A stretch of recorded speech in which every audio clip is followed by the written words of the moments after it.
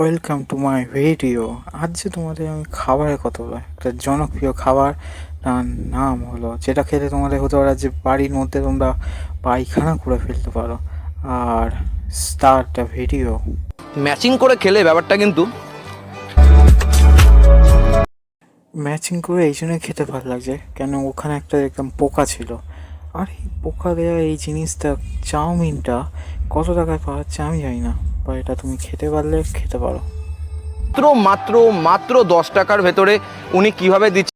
মাত্র 10 টাকায় তোমাদের পেট খারাপের ওষুধ, মাত্র 10 টাকা। এই চাউমিনটা যদি খেয়ে নাও তো পেটে নাড়ি ভুড়িও বেড়ে আসতে পারে। ওই যে যখন হবে ওন লিস্ট, আমি কোনো সাবধান করার দরকার নেই, আমি সাবধান করবো না। টিং টিং।